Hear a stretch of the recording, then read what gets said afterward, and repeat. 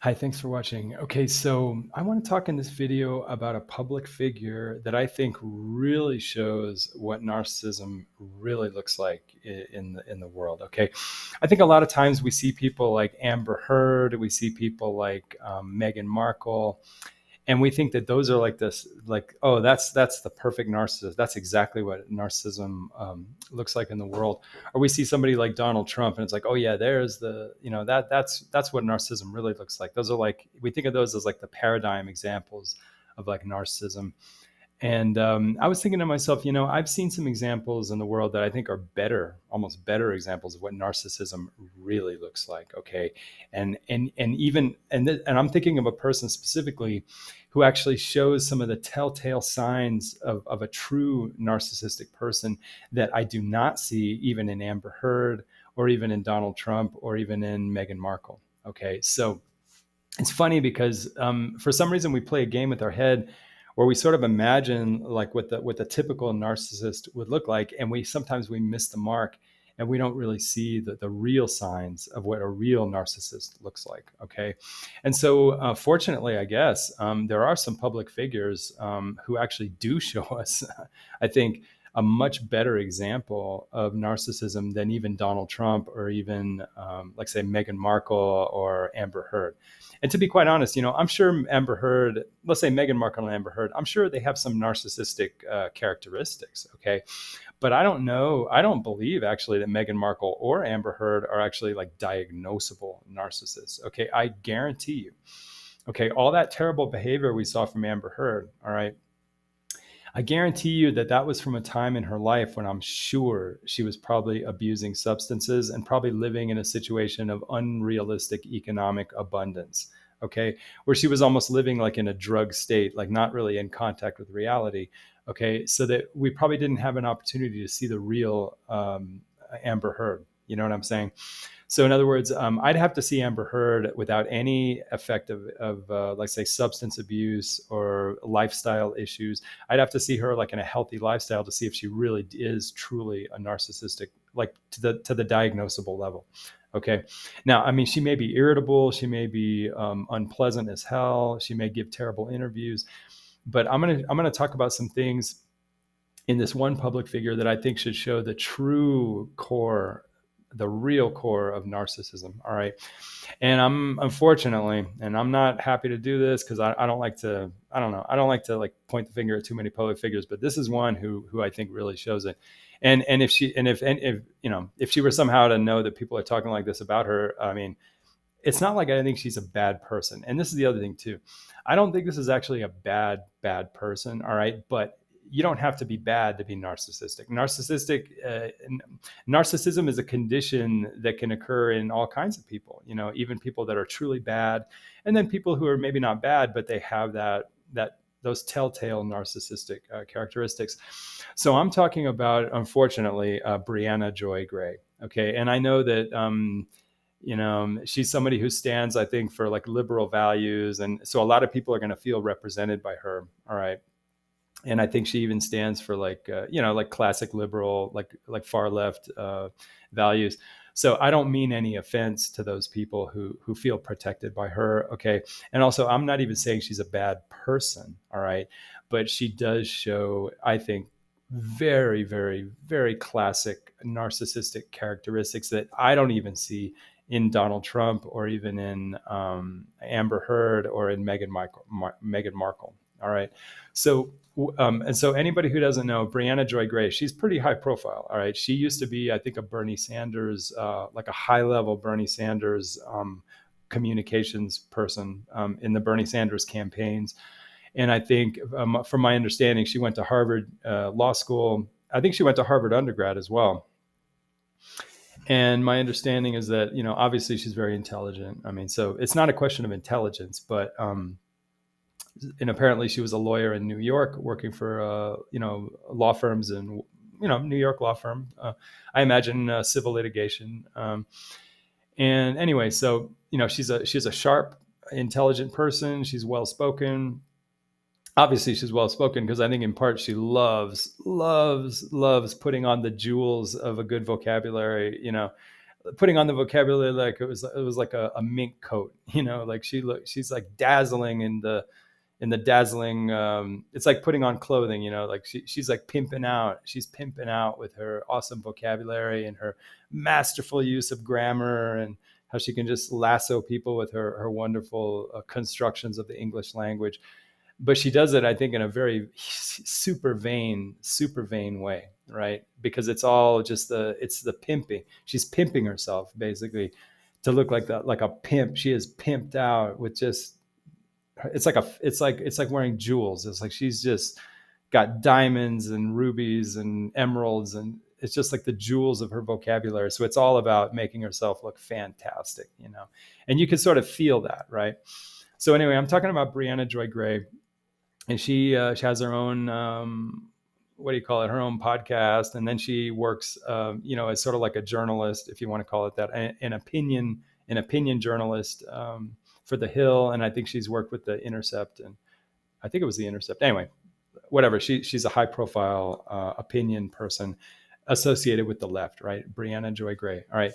I'm not taking away her intelligence, and personally, I'm not even saying she's a bad person, because I think in her heart, I think she probably does care about poor people, and I think she probably does care about at least a fantasy. I don't know about realism. I don't know if realism is really big for her. I think she lives more in the fantastical world, but at least in the utopia that she likes, in her utopia, that I'm sure she hasn't taken the trouble to work out all the logistics of her utopia. I mean, it's one thing, for example, I love to see airplanes. Oh, that's a beautiful airplane. And airplanes, they look so beautiful. You almost think like, oh, I could go into my in my garage, and if I really wanted to, I could probably build an airplane. Probably just take a couple months. Actually, people don't realize that actually building an airplane is so complicated. So in other words, it's a perfect example of when something looks so beautiful, you think you could make it, right? You think you could just go into the kitchen and just whip it up. So I think the utopia that Briahna Joy Gray believes in, I just don't know. I don't know. It's probably a wonderful utopia, but I don't know if she even has the beginnings of understanding how difficult it would be to actually produce the utopia that I think she wants to live in. And in fact, I'm sure deep down inside she knows it's a fantasy, right? So she's sort of in the fantasy, but at least I'll give her credit that the utopia that she subscribes to at least comes from a place of apparently caring about at least some abstract notion, some fantastical notion of what poor people are. Now, granted, I don't think she fully appreciates the hygienic disaster of poverty, what poverty really is, okay?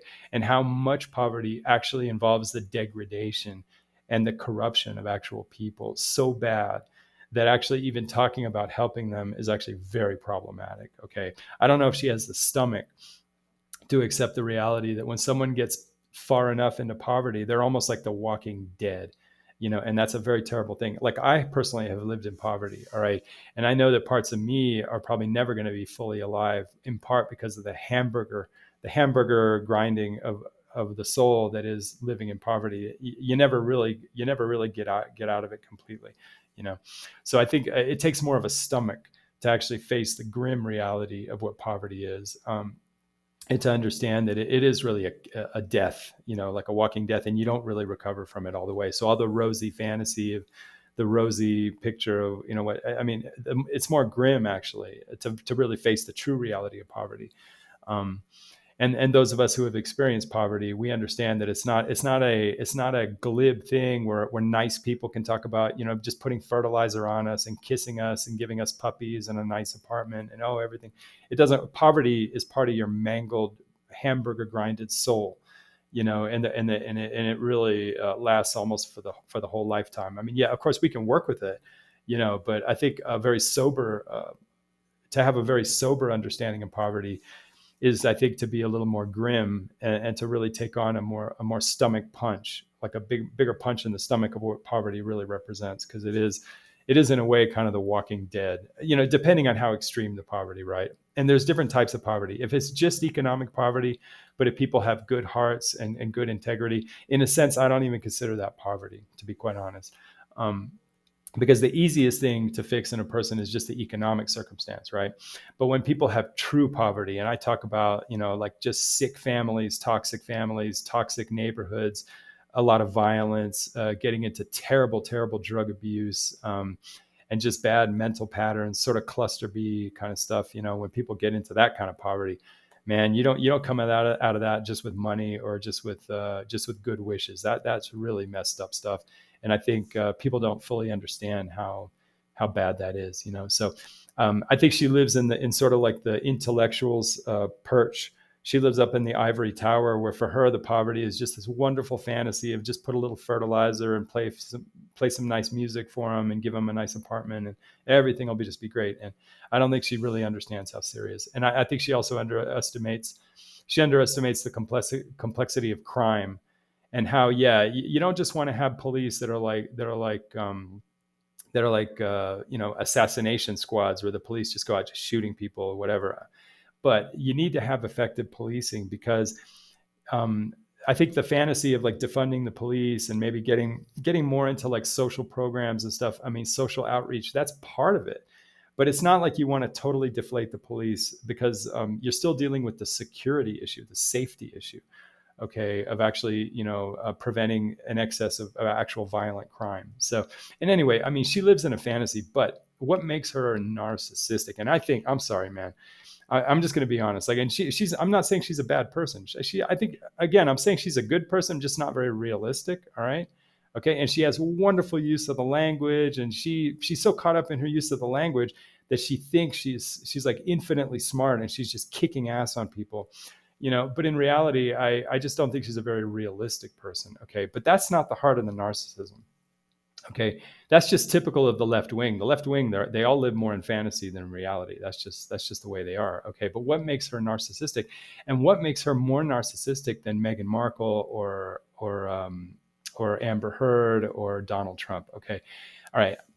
I'm going to tell you what I think, having myself been diagnosed with NPD. Okay, what I think is really the core of all the outward symptoms. We know the outward symptoms. The outward symptoms are kind of, you come off kind of arrogant, you come off kind of dismissive of other people, you come off with the impression that other people are sort of a reduced reality to you, that other people are sort of like chess pieces on your chessboard, where you sort of have kind of an instrumental relation.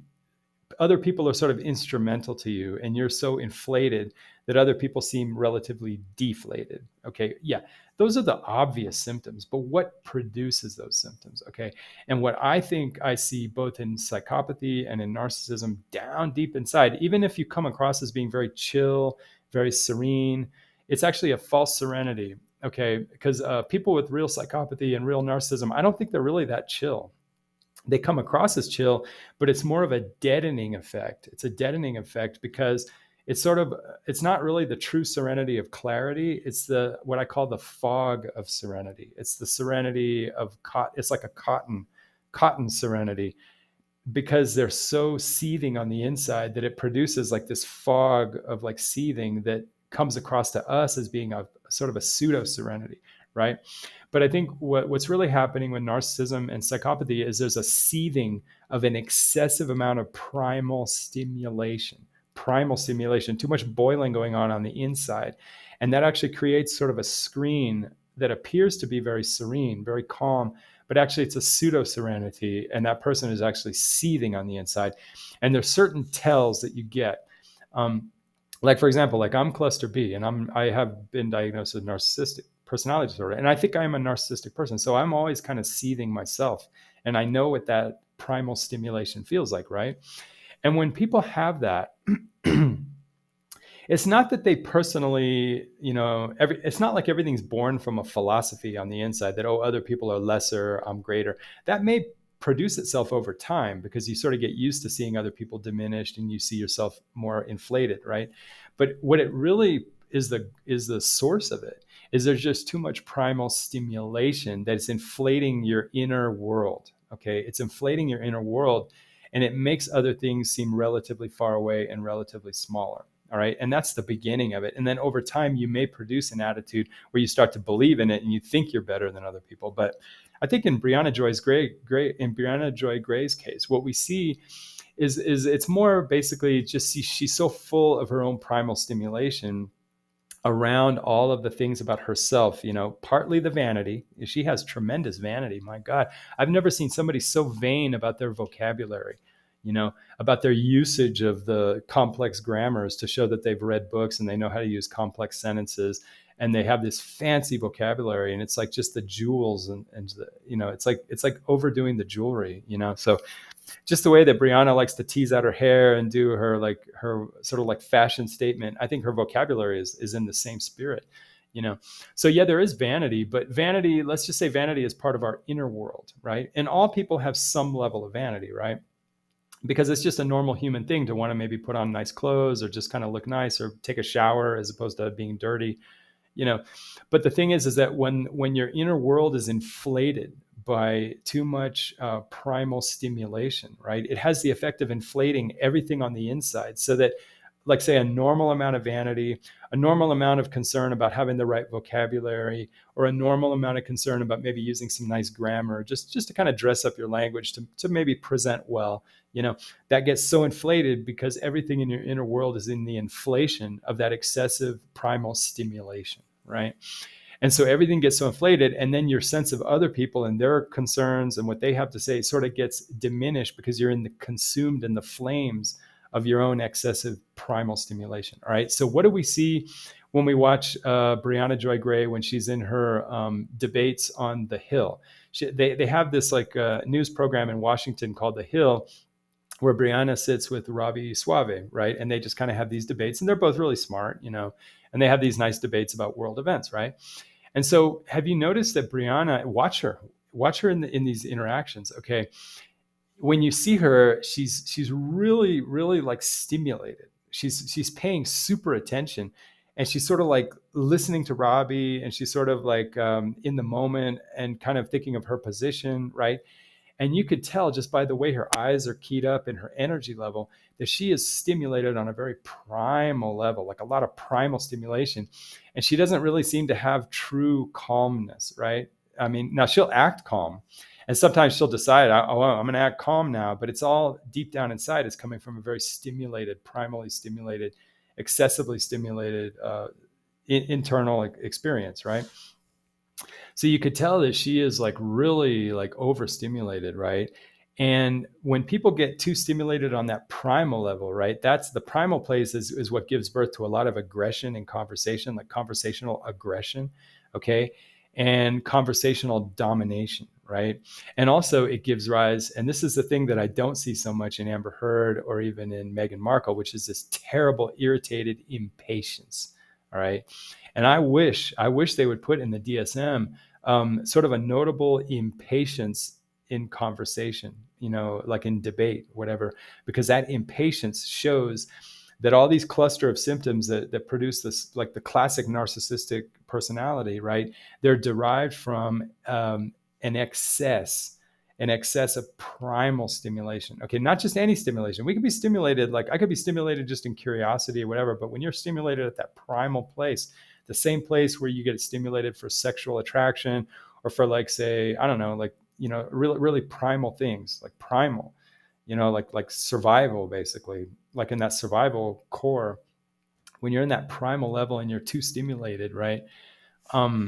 It's going to produce like this really urgent, like how do you say this really overpowering impatience, right? And when you see Brianna like sitting there, she gets so irritated in the conversation that she has to just jump in and interrupt Robbie. But you can tell that she's doing it not necessarily to be rude. She's not trying to be rude. She's just overcome by this primal stimulation that she can't hold back. You see what I'm saying? And I think when you combine that and you see her vanity in that framework, where she's coming from a place of like this extreme primal activation, right? This extreme primal arousal.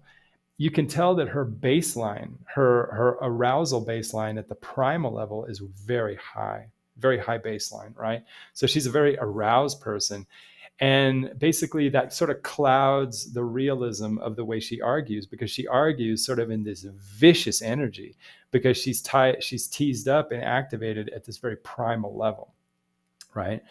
And so now seeing it that way, okay, now go back into the world and look around for people, not so much just for showing the arrogance, not so much just for putting other people down, but look for the people who have that real primal activation that shows up in that terrible conversational impatience. Okay. Where you're just bursting with stimulation, and almost this really aggressive activation. And she's really good at getting activated and sort of activated almost at the angry place, But then she sort of puts these layers of niceness around it and kind of tries to act like she's being reasonable. And she sort of phrases everything in this like intellectual phrasing or whatever. But you can tell that deep down inside, she's getting like really, really activated. She's getting really provoked. You know what I mean? And so, she has this way of kind of using language to sort of mask the raw aggression. Okay. But she's really getting touched in a very aggressive primal place. Right.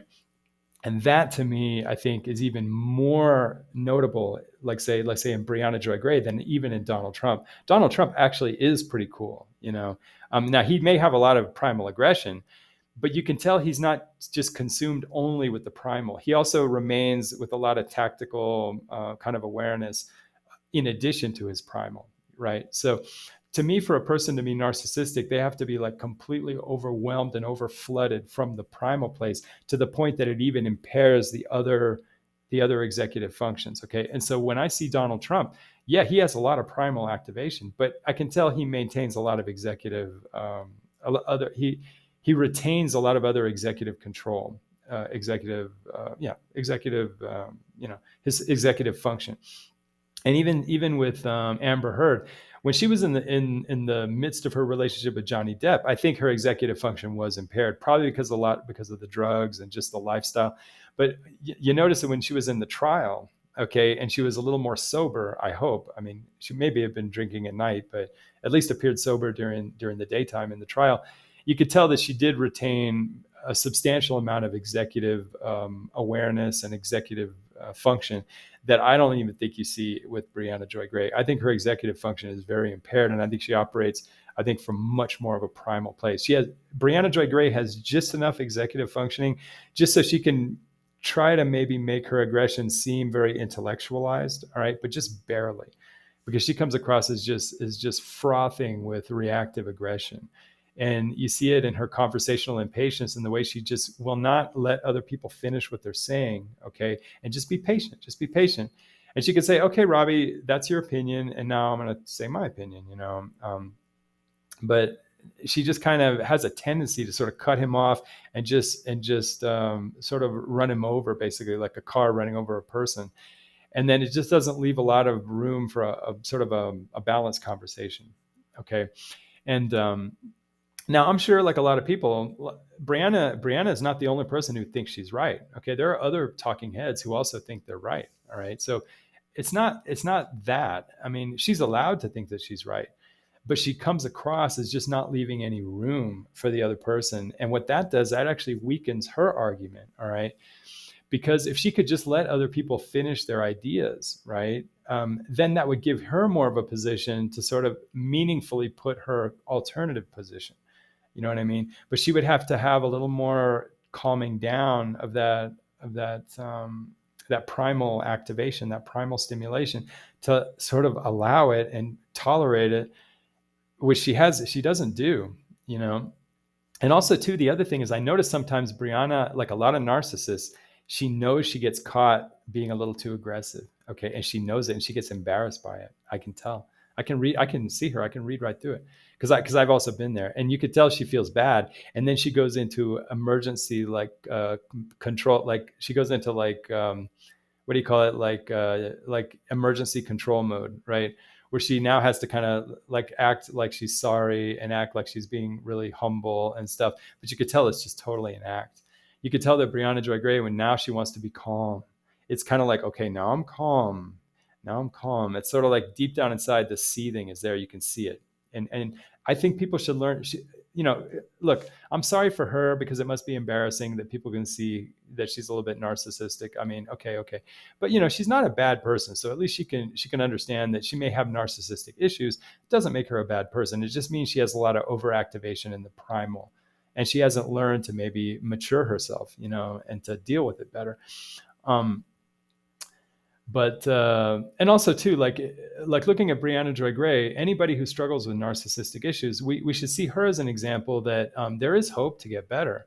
Okay, for Briahna Joy Gray, like if I was her therapist, okay, I would not encourage her to feel more her feelings. Okay, I would say, hey, look, Briahna, some people actually have too much feeling. You know what I'm saying? So I think in your case, Briahna, I would recommend you sort of deflate the feeling.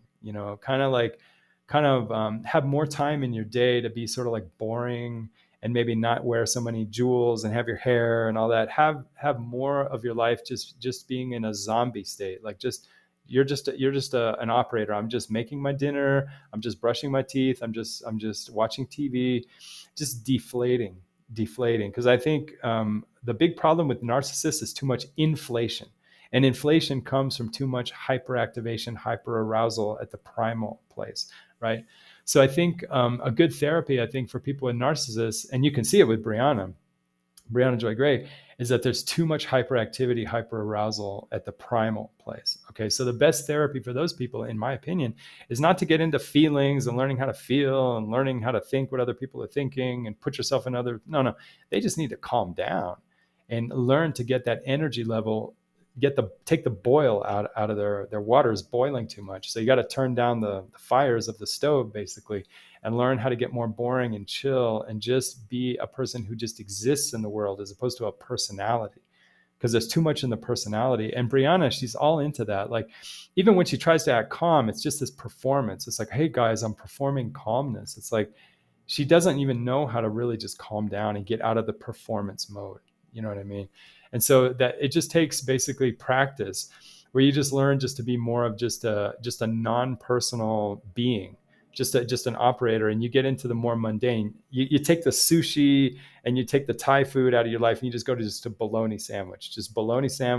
Just, hey, I need to go to the post office. I need to go. I need to see what's happening with my taxes. I need to do just basic boring. Deal with the boring things of life, and just get into more time spent in the boring parts of life, just to deflate all that peacock energy. Okay, and get that baseline, change your primal baseline down to almost not activated. Okay, but I think a lot of people, they're just so accustomed to living with their primal energy super activated, and I think you can see that in Briahna Joy Gray. And she's just too much in survival mode, basically. And basically, when people get too much into survival mode, they also get into performance, because it just goes with the territory. For some reason, when people are super activated in survival, it's very easy to fall into performance, because you just can't calm down just to be yourself. Okay, and to be honest, you can't really be yourself until the fires of your primal activation are down into a reasonable baseline. And then you can start being yourself, which is just, hey, make a peanut butter and jelly sandwich. Got to go to the corner. I got to go to the drugstore to do something, just like, oh, I need to clean my bathroom, just things like that. So yeah, I think Briahna Joy Gray is very much a narcissistic person. And I think those of us who want to see people in the real world who actually show us what narcissism looked like, I think more than Amber Heard, more than Meghan Markle, I think is the Briahna Joy Gray. You can really see it. And another one, I'm sorry, man, in the same orbit, in that same orbit of opinion journalists, like around The Hill, and that just kind of on those like internet opinion shows. There's also this one called Batya Ungar Sargon. Her name is Batya Ungar Sargon. She's this Israeli American opinion pundit, call it journalist, opinion journalist.